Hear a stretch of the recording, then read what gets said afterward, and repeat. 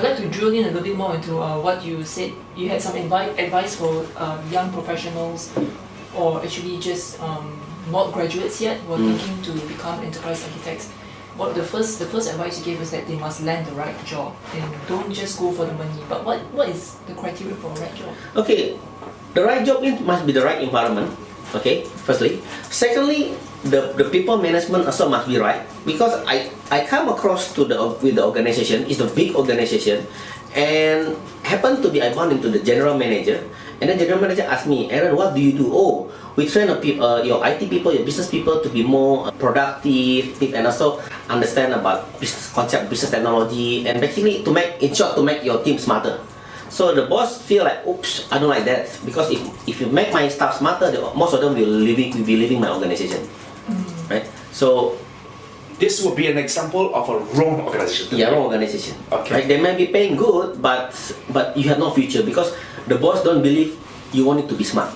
Whereby actually you must land in the organization whereby the organization want you to prosper, want you to become smarter, invest in the human capital, instead of they just want you forever to become So Aaron, how as a young IT person, how do you take it upon yourself to see a variety of projects or see a variety of implementations that will give you good on the path of being an EA architect?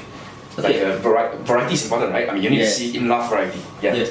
Of course, first of all, the person must have eagerness to learn. It cannot just enough the job, I got the job, I go home, I'm happy. So the person must continuously learning. And of course, secondly, it must involve in the ISA chapters to interact with others architects. ISA chapters, huh? Yes, and also find a mentor that can guide them, because they need to see how those successful architects go through in life. In addition of just reading from the internet, attending seminar, so certification is very, very important. They need to prove themselves that they are certified with the industry recognition. So the provided by the ISA certification as well as Open Group. These are the two leading architect certification in the world. Okay. Advice for fledgling, must land right job and need to be exposed also. Need to be exposed as in must learn the ITABOK. Yes. Okay. The last thing I want to advise is that they must be able to sharpen their human dynamic. Sharpen their human dynamics early, because most of the time is that all those people, for instance, presentation. If you are given, okay, so then you go present. No, boss, can get somebody else. So it's like many people are just refused to give an opportunity. This is actually human dynamic. It's a barrier. Right? It's a barrier, and most of us are born not to speak in the public, not to present. We are not comfortable with talking with the strangers and etc. So because as we understand that 80% of the job are human dynamic, so all the human dynamic characteristics like communication, negotiation, presentation, and then listening skill, communication skill, all need to be top notch, to be brass.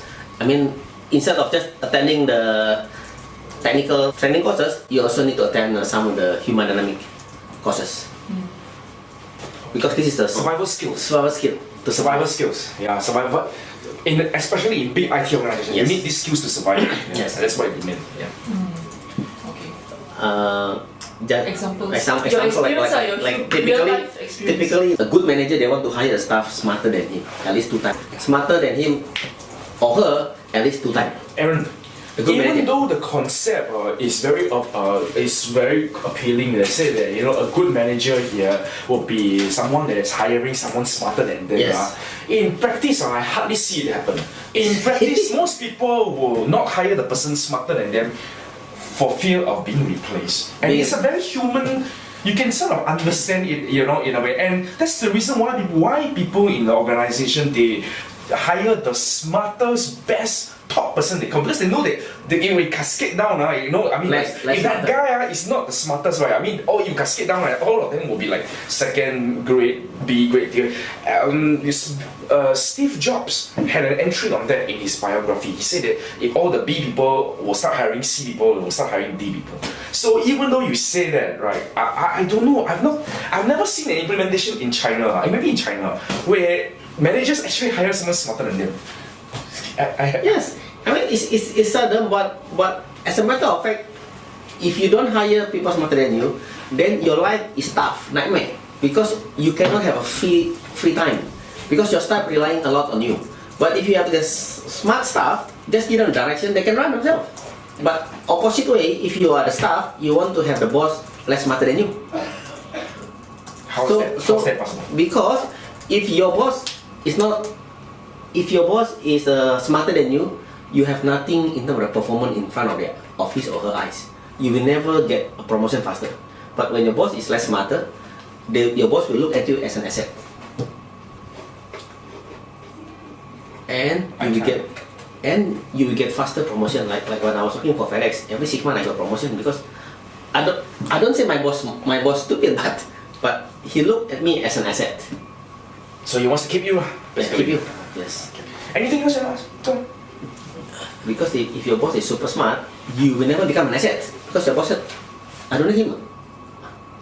Give him the job 2 hours, I can do it 5 minutes. Give me certain big job, took 2 days, I can do it in 1 hour.